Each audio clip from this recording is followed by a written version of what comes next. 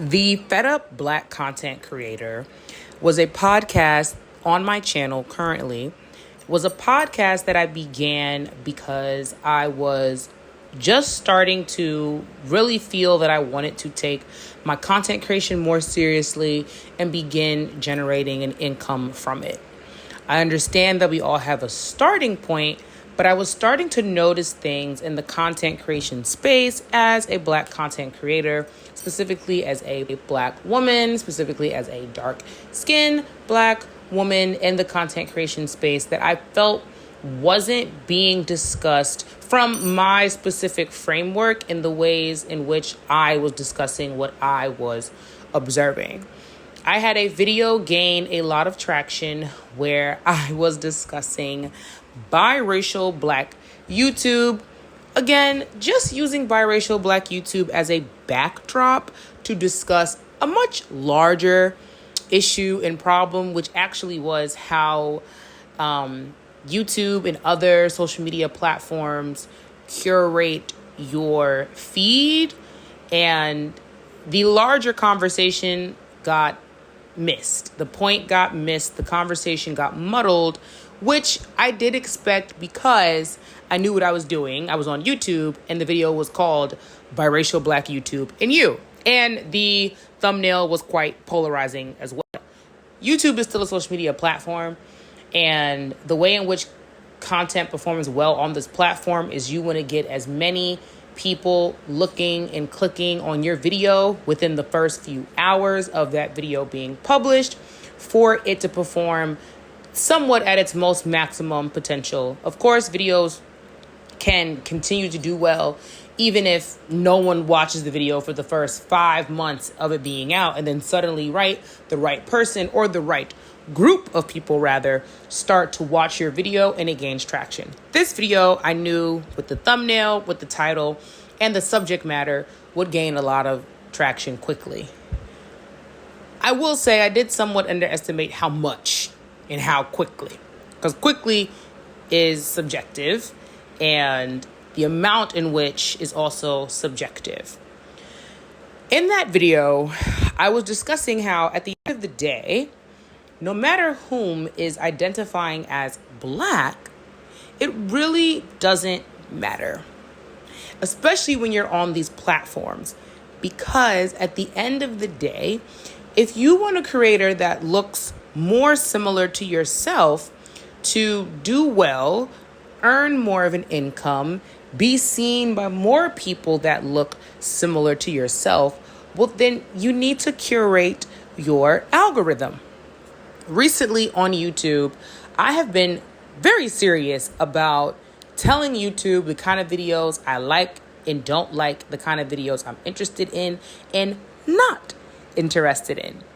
As someone who has decided that this platform is going to become a substantial source of income for myself, which it is starting to become one, again, at 4,000 subscribers, on my way to 5,000 subscribers, on my way to 10,000, on my way to 100,000 subscribers, it is already generating a pretty decent income. I'm able to pay a couple of bills, with YouTube.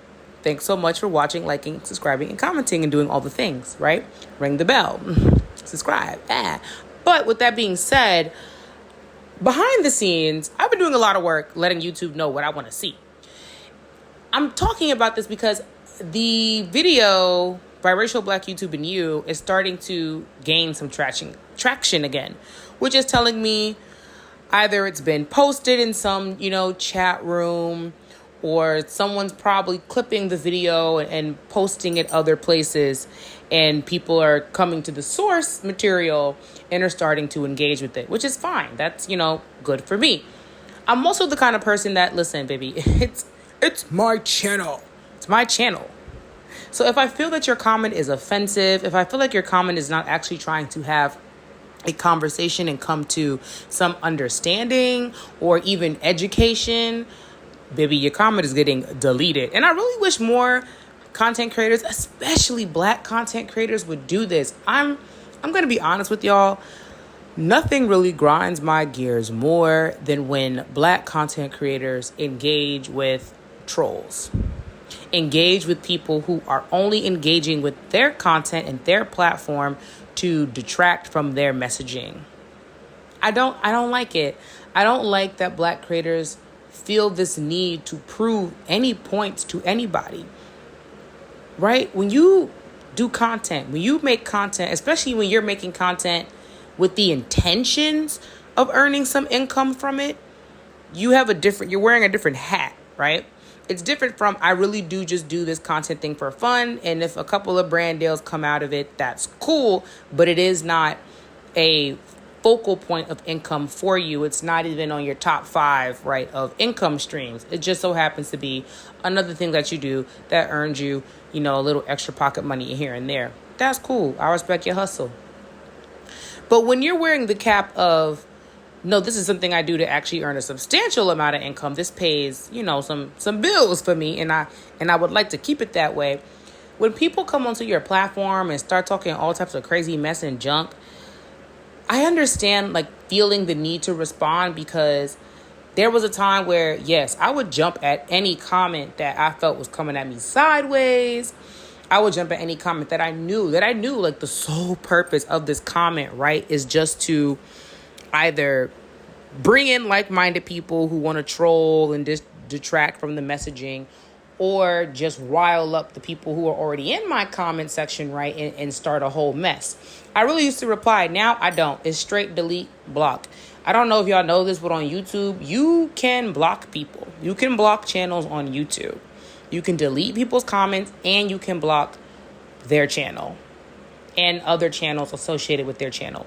You can do this. I really think it's high time that Black creators just stop engaging, please. Especially Black women, my goodness. Please stop engaging with people who come onto your platform and come to your content with the sole purpose of just distracting from what you're doing. Just stop it, Okay. So back to my point. So the video is starting to get traction again. Cool. People are starting to comment again. Cool. And what's so interesting to me is that the only thing that really people are paying attention to is the biracialness of it all. And also my point of being I don't really care if they identify as Black women or Black people. That's fine. Whoever identifies as Black can identify as Black, because I really feel like continuing to have this very circular conversation about semantics on who gets to be Black, who is not Black, is a waste. One, because we're just stating the obvious, especially if you have 2 Black parents and, 2 Black grandparents or whatever, right? Your Black experience, regardless of skin tone and phenotype, you know your Black experience. Even when we throw in the texturism and the colorism and the featureism and the exoticism and just all of those things, everybody in these tiers and categories, they all experience Blackness. And for the most part, maybe save for a very small group of people, all of these people, even no matter where they fall on the isms or the hierarchy scale of it all, experience, right, being Black. And I'm talking specifically about America. You know what I'm saying? So you could be the most idealized, exoticized Black person here in America, and when it comes down to somebody who doesn't like people like you, they're going to treat you like you look like any other Black person, because at the end of the day, you're Black, right? So my entire point, which, mind you, 98% of people who viewed that video understood exactly what I was saying and understood my point exactly. Because at the end of the day, YouTube is still a platform. There are still advertisers on here, and you got to say things a certain way at times if you want to make sure your video stays up and monetized. And so today, what I want to focus on as a fed up Black creator is, how do you maintain your focal point, your messaging, what the reason you're doing any of this for, when people just come to detract, right? When people are simply sent just to try to be funny on your channel. And I'm not just talking about, your your regular, degular, schmegular, like troll, someone who just comments something silly. But, when you get the long paragraphs or even the emails and people are expressing their disdain. Because, again, I am a vlogger. Vlogging is something that I have always admired and I've always really enjoyed. When I really think about my time as a viewer on YouTube, when like totally absent of even when I was even thinking about being on YouTube myself, vlogs have always been my chosen piece, like form of content. Always enjoyed vlogs. I've also always enjoyed chatty vlogs. I've never been a huge fan of vlogs that are very, very edited, like very, very polished. They have their time and place for me. There are times when I do really enjoy a very neat, polished vlog. But for me, I'm pretty much cool with somebody pointing the camera on themselves and just yapping and taking us through their day and taking us through their week and, showing us what they're doing as they yap. The vlogs that have a lot of like background music or just sort of, I call them like filler points. So they'll be cleaning the kitchen and that's maybe like 75 seconds of footage in the vlog. So that's like a minute and some seconds, right? Of a minute and 15 seconds of just music, which is cool. Like when the person they got a good music plug, because the girls don't like to come up off them SoundCloud links. Some of the girls got their own producers, and I shout out to the girlies, because this YouTube bag, baby, it runs deep. Shout out to the girlies who have their own producers. Their music gives custom, baby. It don't matter how many times you reverse search, do the audio, you're not gonna get it because they have a producer making them specific tracks for their channel and for the vibe of their channel. But yeah, like vlogs like that, not a huge fan. Again, time and place for them. Those vlogs I really enjoy if I'm like, all right, I'm about to deep clean or I'm going to organize. Those vlogs I'm cool with. But when I'm going to sit down and pay attention to a person's vlog, I've decided I want to engage and interact because I know that engaging and interacting will help that person earn more money, whatever. I want them to be a yapper because I'm a yapper. So when you want someone who looks more like yourself to perform better on these platforms, you have to train that platform to start showing you those people more. That was a main point. I think I spent 10 minutes on this in the video because my whole thing was, at the end of the day, right, we'll get up here on this platform, YouTube in specific, and say dang, YouTube is only pushing a certain type of person onto me and a certain type of content onto me. But we forget we control our algorithm. We create our algorithm. Yes, now when someone's channel is just kind of organically really, really just growing like that, of course YouTube's going to push it on you because they're this channel is just going crazy right now. So it's making us money. They're making money. We just going to try to get as many people into it. But outside of things that, you control your algorithm and you control what YouTube is feeding you and pushing to you. So in the last couple of months, like I said, I've been really diligent about this. And I have completely changed my YouTube algorithm. I've completely changed my YouTube algorithm. Now, I believe that because YouTube's user interface in terms of telling YouTube, yes, I like this content, no, I do not like this content, show me less of this content, isn't as intuitive as maybe other platforms. People don't take the time to kind of do those extra steps. Because I'll be honest, it is extra steps really on YouTube to tell YouTube why you do not like a certain piece of content or why you would like to see less of a certain kind of content. Maybe not, I don't want to see it at all, but maybe suggest less of these videos to me.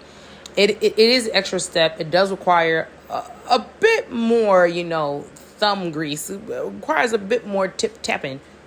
But you do it, your whole entire algorithm, the whole entire feed will change. I will say in the last couple of months, The videos that have been suggested to me on YouTube, mwah, chef's kiss, top tier. I'm getting a lot of the girlies that look like me. I'm getting more vlogs from vloggers who are chatty Cathys, right? They just got the gift of gab. They gabbing down, right? And their videos are edited in the style that I really enjoy, which is super informal, super laid back, not a bunch of edits. Really point the camera, talk to the camera, show you what's going on. You know, that's sort of like we're on a FaceTime call feeling. And it's been so great. I've been really enjoying YouTube much more. And there's been a large conversation around YouTube feels boring now. YouTube's not fun anymore. Everyone's making the same kind of content. Again, I was talking about this years ago. I have multiple videos on my channel talking about this same sort of phenomenon with YouTube and the YouTube algorithm and the feed and what you're being shown and everything feeling the same. At the end of the day, that's on you, right? If you keep watching those videos, if you keep liking those videos, if you keep interacting with those videos, that's what YouTube thinks you want. And I understand that, like, yeah, it can be a little annoying to have to do the extra work, but it's like, hey, you kind of gotta. But here's what I've realized too, though, since really reprogramming my algorithm here on YouTube. I haven't, especially in the last couple of months, I really haven't had to tell YouTube too many more times, like, hey, don't recommend this or don't like this or whatever. Like, YouTube got the message. YouTube knows what I like to watch now, knows what I like to see, knows what, new creators to push to me, knows what new videos to push to me. It's nothing but girlies that really represent myself, that look more like myself on my feed. And there's nothing but also just other kind of videos that I'm into, because I'm on a lot of sides of YouTube, y'all. As a Black woman on YouTube, I'm on a lot of sides. I'm interested in a lot of things. And I can assure y'all, we exist in really all of these spaces. You just have to really tell YouTube this is what you want to see. And so as a fed up Black creator, I think what the Black content content creation space is needing right now is accountability. Sorry, clock it. Oopie. Like, really what the Black content creation space is needing right now is accountability. Viewers and creators need to be holding themselves a bit more accountable so we can really start seeing the spaces that we want to see. So we can start seeing our favorite content creators and makers rewarded in the ways that we want to see. I have this vision, right? I have this vision of larger Black content creators, or even not just like, hey, you make content, you're good at it, you're consistent at it, right? Being way more plugged into Black-owned brands and businesses, and not just like, right, your large ones or your super well-known ones, like the ones you really support and really like and are really cool with, and start plugging them in your videos, start talking about them more. Just start hyping them more organically, or come up with a deal. Like, okay, so there's this vision I always talk about, right? And I always say, like, hey, what if, follow me here, follow me. What if 20, let's say 20 Black content creators of any size, any tier, any caliber, right? Everybody doesn't have to be 50K, 100K, 500,000, 1 million subscribers all the time. I'm talking about content creators, specifically on the platform of YouTube, because I feel like YouTube still, I love all the other platforms, but YouTube, for me, if you're going to use it as a source of advertisement for your brand, business, best platform. And it's rebounding too. The market is rebounding. So it's about to become the best platform for real. Again, like when I say it's the best platform now, that's more of a personal take. A couple of years ago, that would have been true, just literally like numerically, it would have been true. But TikTok does exist, and so does TikTok Shop. But as time goes on, and if we look at the metrics again, YouTube is only up and up. we're going to get to another conversation. But okay, so I have this vision, right? Let's say 20 Black content creators choose a small Black-owned brand. By small, let's say the company's been open for 5 years or less and doesn't have a very large following. So let's say it has a following of 20,000 or less, right? Or even smaller, 5K or less, right? And this is a brand that these creators have all purchased something from, right? So 20 Black content creators come together and decide, what's our budget? We got a budget of $25, including shipping. Okay, bet. They all buy one product from this Black-owned brand. They legitimately use that product. They legitimately decide if they like the product, dislike the product, whatever. Something I think very easily marketable and kind of has a quicker turnaround. Let's say a fragrance company, not even just candle, fragrance, a perfume, a body wash, a candle, right? Let's say fragrance. So let's say it is a candle company, right? 20 Black content creators, they all buy the same candle, or they all buy the candle of their choice, the notes they think they would enjoy the most, and they decide to organically talk up that candle company. And let's say they all decide we are all going to drop a video within 2 weeks. So they get on the schedule. Your 5 videos come out on Monday. 5 more videos come out on Wednesday. 5 more videos come out on Sunday, right? And they all talk about this candle company. The way the internet works is people are going to realize and be like, oh my God, I wonder why X Black-owned company is getting boosted so much, right? All creators mention purchases on my own, not sponsored, just saw a dope Black-owned company doing a thing, and I actually really enjoy said fragrance product. In this case, candle. Now, candle company receives an influx of orders. Candle company is like, whoa, what's happening? This is great. Creators notify candle company, hey, the 20 of us got together. We all bought a candle. We all talked about it in our most recent vlogs or sit down video, whatever, mode of content they make on YouTube. And we hope that that's doing well. We hope that you're receiving a lot of orders, and that's great.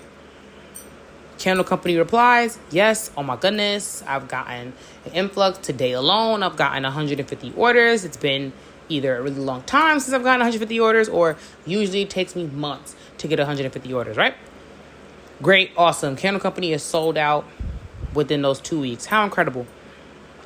Creators now receive this information. They go, awesome. That was great. Creators hit the candle company back and go, hey, we were all thinking, what if we all got a coupon code? And what if we all got a coupon code that could remain in use for, let's say, 90 days? Okay, great. Yeah, candle companies like that. I could do that. What are we thinking? 10, 15%, 20% off, whatever. They all come up to a number that is agreeable for the candle company and themselves as content creators. All right, awesome. Y'all will earn 10% commission, right, on every candle sold using your discount codes. Cool, awesome. You get your contracts drawn up. You agree. Now you have 20 content creators, Black content creators, who for the next 90 days will be talking about this candle company. And now every quarter, those 20 content creators, they do that, and then they bring on another 5 to 10 content creators. And then what you begin to do is you create a network of content creation and creators specifically for Black-owned businesses. And say for the year, this group of content creators decides, hey, these are the 10 smaller Black-owned brands we are going to boost this year. And they make that known to their audience. They say, this is our project this year. We have these 10 Black-owned companies. We have found a product that's under $25, shipping included. And we stamp it. We stand by it. So much so, we bought the product ourselves the first go around just to see you know, what's really good, what's shipping times for real, what's the product quality for real. And we decided, okay, yeah, this we can work with this, right? This is our project. When I tell you that would be so revolutionary for Black-owned businesses, but just economics, right? The shared group economics, the domino effect of financial change and abundance, right? That will create would be so awesome. I've had this vision for a while, and I try to vocalize it as often as possible because I feel that it is absolutely attainable and it is possible. It's more so a matter of when, not if. And yeah, y'all, that's all I wanted to gibby gab, jibber jibber jab with y'all today. As somebody who is vlogging a lot and has a lot to edit to get out to you all, I didn't want to totally abandon the platform until all my vlogs were edited. And I want you all to remember that this is still social media. I'm still a person just like you are. And we are in a conversation with each other. Every time I upload a video, I am actually talking to y'all.